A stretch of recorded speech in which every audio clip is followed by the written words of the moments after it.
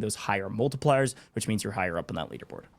Yeah, well, we saw the flip side of that, right? Last time out with Adrian, Aydan, and Crinks, they tried to start to hit a rotation. What felt like a little bit late for us at the time, we couldn't have called it much better because they immediately get completely torn apart, trying to rotate over bridges and so on. And the way in which Urzikstan works, you don't have that big mid-peak to kind of hit, and you can just sail yourself off into any part of the map, as we saw perhaps in Al Mazrah and Caldera. Here, it's a lot flatter land, so you can get some height from, for example, a tall building perhaps, but you're just not getting that same coverage. So the rotations are more difficult. We've got bridges, we've got water, and now we have it where, you know, you can take a lot more damage from deeper down in water and so on. So it's difficult when it comes to these squads trying to get themselves across a lot of ground, and they've got to start doing that, as you said, nice and early. Give themselves the best opportunity for success to set up and hold defensive positions. A great breakdown, and already we see, wow, one of our top 3 teams, the entire team being sent to the Gulag immediately on drop, apparently contested, and it didn't go their way this time around. Not too big of a worry, though. Almond able to crack plates with the throwable, and a quick cleanup makes that look simple. And this is customs, folks. These are some of Warzone's finest. A quick win. We'll see if his counterpart Noobs can do the same. Yeah, Noobs against Crinks. This is a fantastic one to watch. And Noob's actually going to play this cautiously, loads up the thermodynamic, going to launch it right, and then pick up the throwing knife and gets the break as well. Throwing knife in hand, should surely clean it up, and he will indeed. It's off the back of the thermo. It's a great play out of Noobs. We don't always see out of your top players, but patience prevailing there. A fantastic play, and it will see him back into this lobby.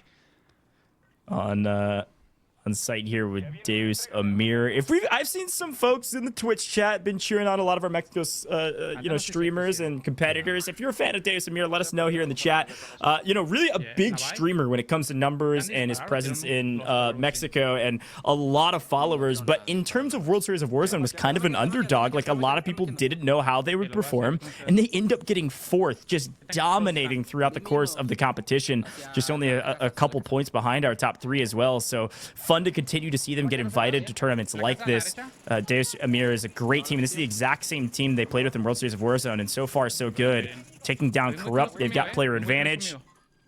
This trio plays together often. They've got a lot of chemistry, and it's definitely showing. Playing all of these angles correctly to not lose their lives in the process, even when down on plates and down on resources. Yeah, that's what I was about to say. They've got a lot of chemistry, but not a lot of armor right now, and chemistry won't stop bullets, but they need to be careful how they play this. Does a great job of finding Primrose, but takes bullets in the back. That will be cleaned up, and that is exactly what you need. A couple of plates to come out of the back pocket. They line up, and there will be a couple of kills, and you can see the quality that they bring. Even in a situation where they're lacking resources, they just systematically pick apart these squads. And we spoke about them, that they had a great World Series of Warzone, a really underestimated team. But I think it's one of the beauties of the Warzone scene, how we can put European players and Mexican players and North American players and all these different regions kind of come together to compete against one another. Every now and again, we end up seeing squads that we would never have put at the top of our list, but they really start to shine. We've already had a Mexican squad winner. We've seen Deus Amir's team do bits, and we also saw some incredible plays out of Goat Clamp and Co. So the Mexican team's really putting on here in our Shatter Gauntlet. It's a great shout. FaZe Kaylee here. I will say, too, as we're kind of transitioning here at the end of this map into the second half of this tournament, we're going to start paying attention to some of these bubble teams a bit more, and Kaylee's squad falls within that category. A team that maybe on paper would fall within the bubble is doing that. 18th place currently going into this map. This is going to be a big one for Kaylee, flanked in Juju. All 3 very talented players. All 3 have kind of swung around between different squads, specifically flanked in Juju have kind of been these thirds that have been thrown into several different teams throughout the last couple years of Warzone's competitive series. Juju had an incredible performance in qualifying for the World Series of Warzone, had some big moments. She just couldn't quite put everything together, but Flanked was able to make it to London with Smixy. Everybody's just trying to find their team for the Warzone competitive scene. There's always tournaments popping up, and this team has a chance to make the finals. Definitely a team that I think can, but they need a big map here shortly. And nice team play here to pick up QLC and teammate. Should be a 2v1 to finish this off, and likely that third is already run out of here. Yeah, the deployable buy that drops as well will be huge for them. It will allow them to drop that and potentially get their teammate back in if required, and as well a nice little cash drop to top things off. So a great passage of play if you're on Team FaZe Kaylee. they will rack up a couple of points to add on to their tally so far. Just taking a quick look at the leaderboard, currently sat in 18th, so they need to pick up the pace a little bit. They're only just off the bubble, but definitely a team that could see a huge map out of them to get themselves away from this conversation when it comes to whether or not you qualify. A team that we also want to see step up a little bit more is this trio. Ken's, Robstar, Showstopper. We've spoken about what they can bring. It's whether or not they deliver. The contract was up. Now it looks like they're backing off from this. And honestly, I don't mind this play. There's a player on that rooftop and no way to really clear them out without taking damage from above. And we've spoken about it. How do you manage your resources? Do you put yourself in positions where you're happy to lose a player, perhaps? Well, not if you're pushing one upon a roof by themselves. It's not a trade that you want to make. So back on off, reset yourself, get all your resources together, and perhaps find height yourself throughout this Zarafan area. He's running, I believe. Well, Aydan, Crinks, and Adrian in trouble yet again. It's Philadelphia on the other side. First time we've seen their name pop up on main stage. We'll dabble into the Warzone competitive scene here or there, but unfortunately, he's not going to be dabbling with more than just one kill from Aydan and Crinks' team. Adrian is out of here and already been to the Gulag, but they got plenty of cash to work with. They'll take that trade. There's a buy station close. As long as it's free, it should be no problem. Oftentimes not free, but Crinks is a buyback king. The guy is very, very good at making the buy stations, even if he loses his life in the process, but looks pretty free to me. Adrian is flying back in, able to get a bit of information. There actually was a team on that buy. They just weren't looking at it, and Crinks was able to get out of there. Yeah, Crinks gets perhaps a little bit fortunate in regards to timing, but those are beautiful shots ringing out from Aydan to provide the cover fight, to allow him to rotate on out. Does a fantastic job again. That Ram 7 really putting in work, but will be eventually backed on off and gets caught by something. And yeah, you hear the comms come out. He's not very happy about that situation, but it will be Aydan, Adrian, and Crinks getting themselves back together. Currently sat in 5th, one of our stronger performing teams so far through this afternoon.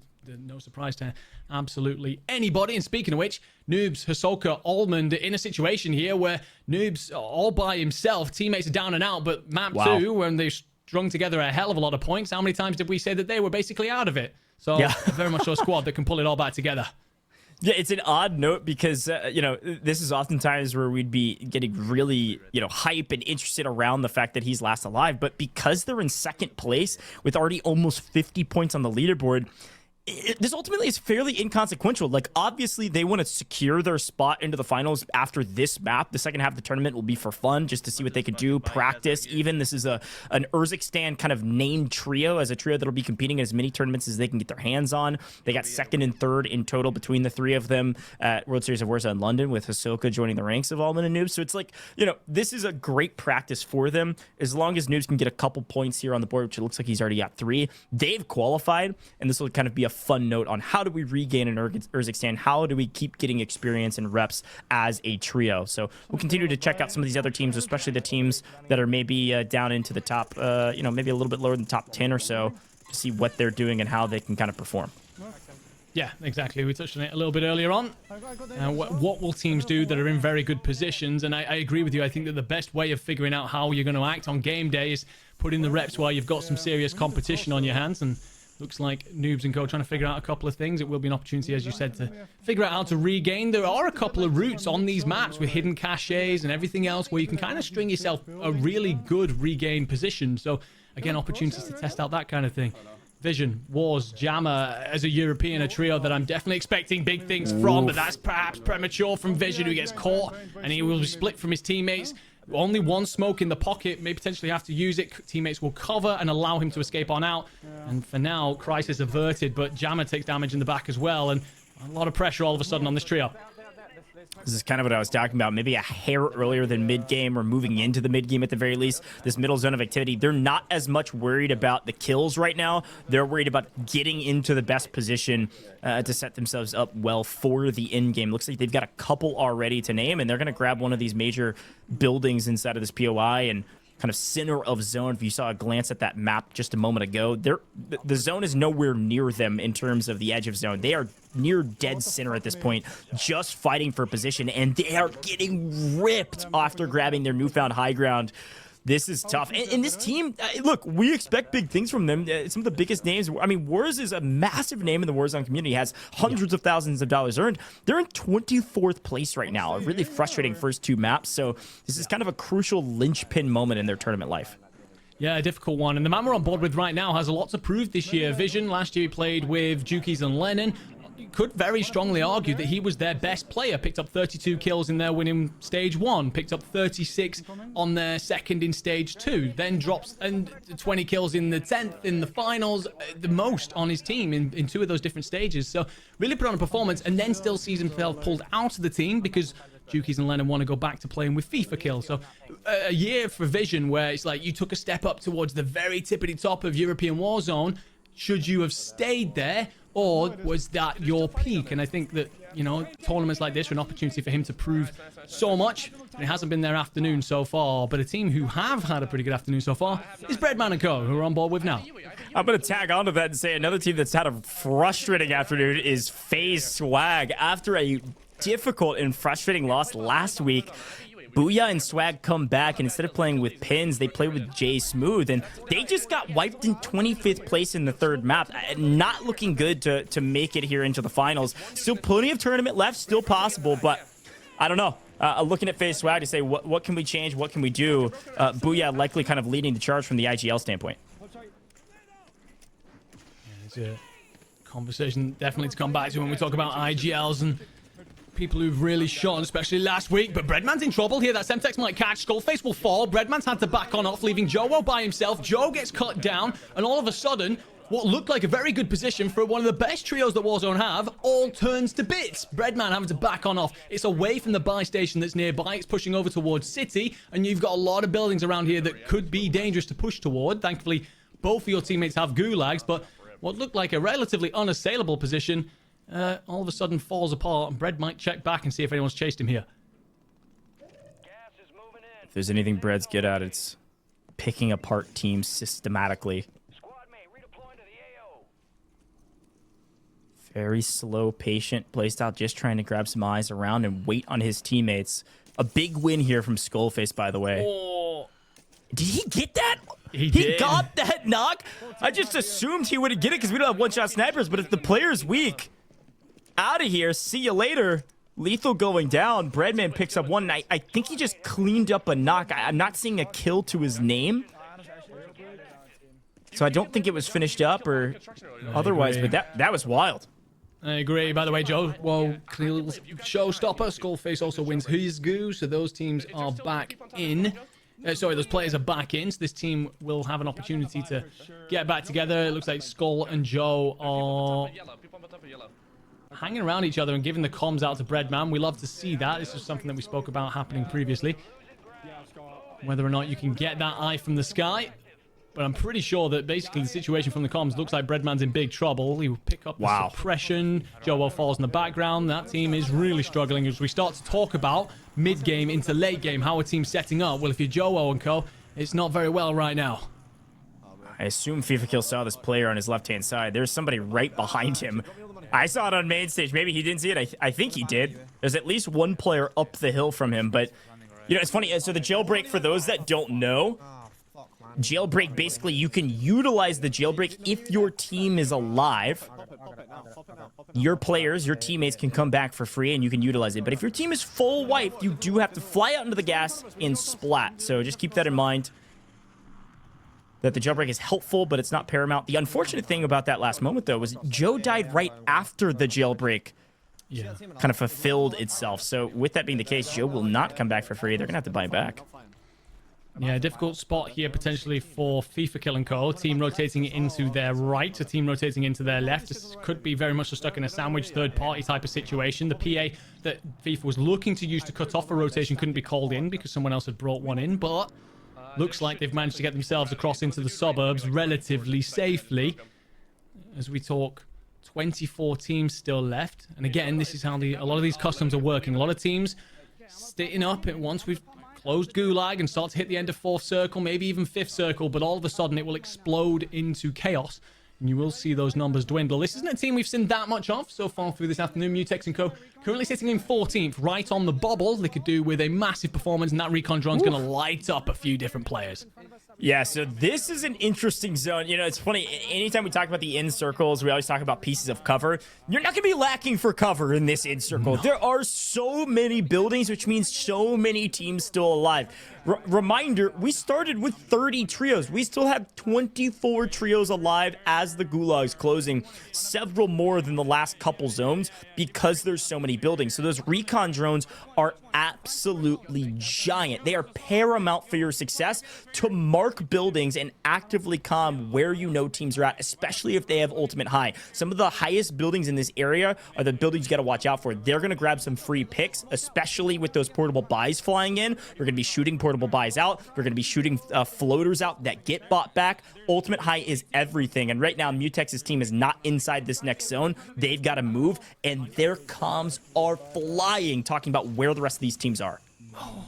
Skull manages to pull off what could be a suicide buy, manages to do enough to just stay up, will hit the Muni, and that will give him the smoke coverage, but he's getting shot from the back, and it's so nearly a great play out of Skullface. This team that we've just seen over the last couple of minutes really struggled to get into any sort of rhythm. Again, cut down. There was a couple of buys that come on through potentially, so yeah, Joe and Bread are back in, but again, you spoke about it a minute ago. You're looking for ultimate high ground. Right now, they are tucked underneath the overpass, just trying to pull together any sort of utility that they can. Very much so in a spot of bother here. No kills, in fact, on Breadman at the minute. So not been their map. They won't worry them too much because, again, they were sat in third coming into this map on 43 points. Had a great afternoon so far, but yeah, we've spoken about how a couple of teams have clutched things from the fire, risen like phoenixes from the ashes. Well, Team Breadman and Co will need to do a hell of a lot if they're going to see the later stages of this lobby. We're on board with eBase, Gromolok, and Enkyo. Now, this is a team I'm expecting to do things, but speaking of squads that haven't had a good afternoon,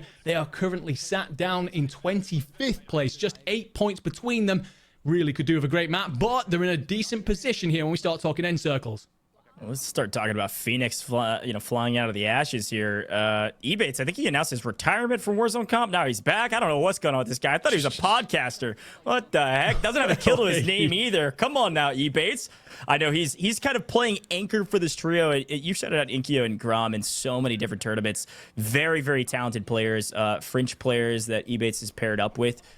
The team is doing decent. I think they're doing all right, but they need a big one. I think they were sitting at about... Actually, they're not doing all right. 25th place, looking for some kills here. Hopefully, the French players here have several eliminations to their name because, again, these multipliers really don't mean a lot. We're not even into the multipliers. That's what's nuts. We're in the sixth circle. We have 21 teams still alive. That's the nature of this in-game. That's the nature of this in-circle. This is going to look like EU LCQs. I mean, there are so many teams alive on every section, every layer of these buildings. Good luck to anybody walking the streets. It's a frustrating one, by the way, if your eBates just lights up enough, but it's only a crack, really, not enough to send a player sprawling to the floor. So they have got themselves here a piece of cover inside this building when we start talking final zone, but you're surrounded by high rises, and teams will be passing on through here, multiple entrances, options to grenade on in, and for a second here, eBates is also split. Might have to go and join Enkyo and Gromolok. Enkyo has fallen. I've spoken a lot about this French duo. We'll no doubt speak about them later, but Enkyo could do with coming back in. He does enough. He gets the res off, but he is being pushed out. Gromolok now brings down Duza Mia, but he falls as well. So as more players arrive, eBates a lot to do and gets it all wrong. It's Enkyo, the young 18-year-old, the Frenchman that we're expecting so much from, that holds his team's hopes on his shoulders. Back on with Biffle, Sage, and Shifty, who are having a bad afternoon so far, and it doesn't look like it's getting much better, Goj. That was Deus Amir's squad, one of the top teams today that they were fighting in, and now we're swapping to Biffle's team. This is the low ground position. This is the ground. This is the playground. They're at recess. The rest of the teams are up on top of the rooftops, and Biffle is running for his life, smoking everything, trying to provide a bit of cover for his teammate flying back in so they can grab a weapon and get to cover. This is where it gets interesting. In-game positions like this, high ground is everything, but moving into that moving circle is the one time that the low ground can be beneficial. eBates squad has restabilized. They've picked up Corrupt. Now, if you're in the low ground position, you're on the streets. If you have a bit of cover, even a small roof over your head, eBates certainly doesn't have that right now. You can pick off some of these teams that elect to fly to the new zone. So this is where it's going to get real weird because we have 12 teams remaining here in the 7th circle. The fact that eBay's team is still up says that Enkyo did an absolute madness at some point, but it will be the team that won map 2 that now fall. Extra J, Don, Lucky, and Dizzy that will now be removed from this lobby. No gulags left, of course, because we are very late in this one, despite the fact that there's still 10 teams on board with Wars, Vision, Jammer. We still got Blade and Moonride. A lot of big European names in this late circle. It's about time to see them start doing some bits. We've spoken about what Mexicans have shown. Let's see some Europeans put up some big figures. By the way, you spoke about that rotating circle. It is not a great spot for Breadman and Co to rotate to. They've got essentially an overpass above them, buildings along the side of them here on the left in big trouble, and another squad trying to rotate in this Wars, Jammer, Vision lineup. Wow, this is a big moving circle. Look at where it's positioned. You're going to have to go under the bridge. This is actually a massive boon for Team Wars. They picked the correct rotation. They're able to move under the bridge. Don't have to worry about getting spotted out from above. The teams on top of some of these buildings are going to be in for a rude awakening because they're going to be late to the party. Wars is here already. We went from 10 teams down to 4, and here come the rest of the players. They got here first. Can they hold down the position? No, it is just Vision last alive in that trio. There is a full team of 3 outside the zone. They're electing to move in late, and they're going to actually go. We're going a little bit back in time here. 8 teams remaining. We'll watch the rotation in. They might pick up a few, but they're going to be in trouble moving into this next zone. Prias and Tex believe have high ground, but as we start to all compress essentially into one building, 3 final squads, we know that Vision, Wars, and Jammer are another. They've done enough to really start to lift themselves out of the situation they were in. Moonride will fall. That's a wipe. No, it will not be, actually. Sorry. I believe it was Blade who was still up. It's either Blade or Vortex, one of the other Italians. They will more than likely be trying to make a late play off the back of a Gassy. It will be a lot to ask, considering there are 2 teams. The gas pumps. Yeah, you hear the call-outs coming in. Wars knows someone's around, but we down then to the final 2. So 1 on top, 1 below. But who blinks first as that circle starts to encroach? Absolutely massive fight here for Team Wars. They're in 24th place going into the 3rd map. They have a chance to win that 3rd map. Talk about a comeback. And it's time to do it. 2x multiplier on the line. They've already achieved a 1.7, and Wars is on 6 eliminations by himself. This is a solid game. The question is, can it be a great one? They're fighting against Believe in Intex. And with the zone finally closing, we expected it to get to this point.